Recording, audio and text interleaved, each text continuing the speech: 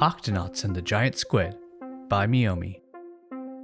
Professor Inkling was busy baking fish biscuits when Dashy's face flashed up on the video phone. "We've just received a call from Captain Barnacles," she cried. The professor rushed out of the galley.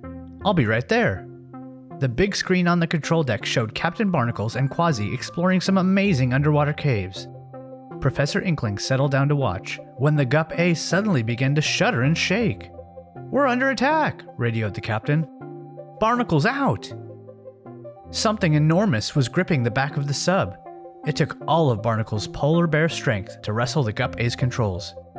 "Arg!" cried Quasi. "I can't see what's got us!"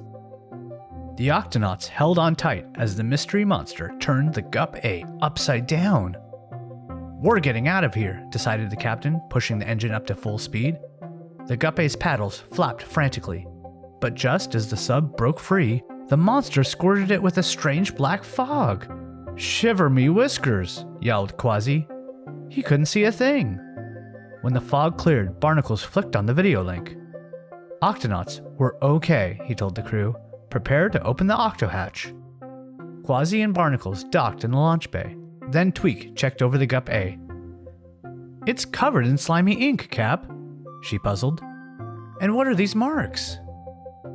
Professor Inkling studied the strange sucker prints covering the back of the sub.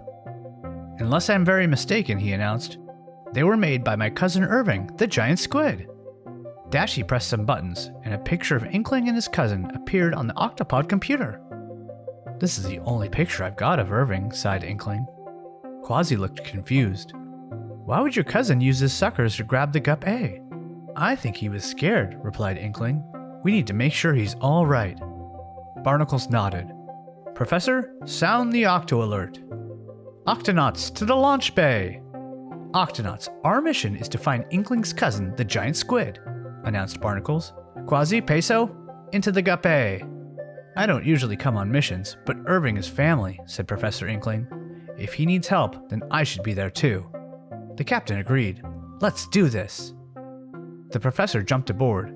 Before the sub could set off, Tunip handed up a basket of fish biscuits.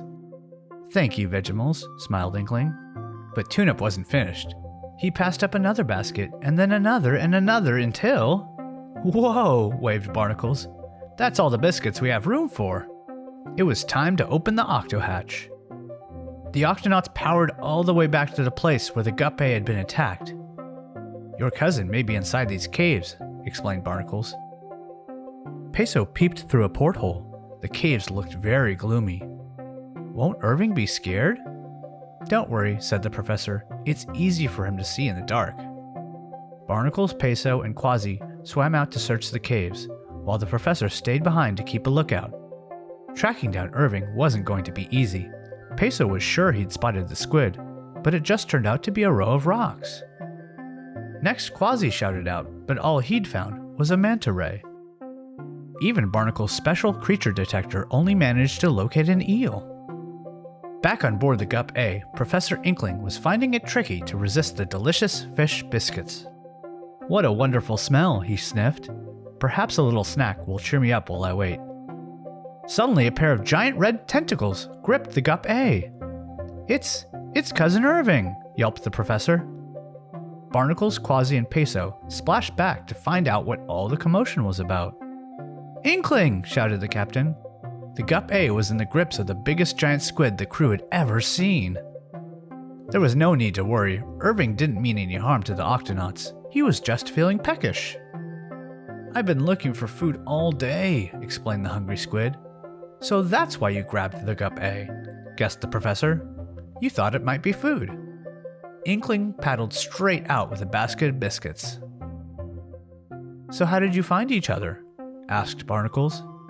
"I smelled those fish biscuits," grinned Irving.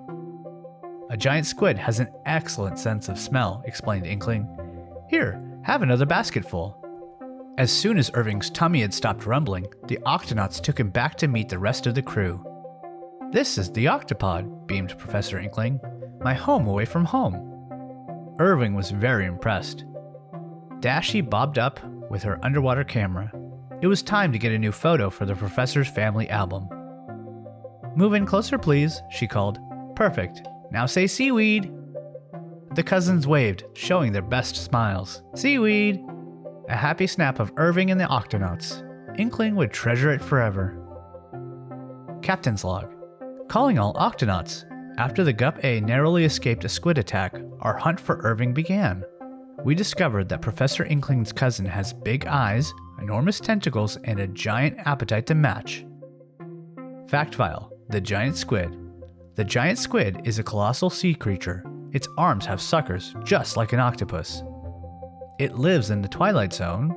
It eats fish and squid. Octofacts. The giant squid has the largest eyes of any creature in the sea. It squirts ink when it's scared, so it can run away without being seen. The squid has an awesome sense of smell. The end.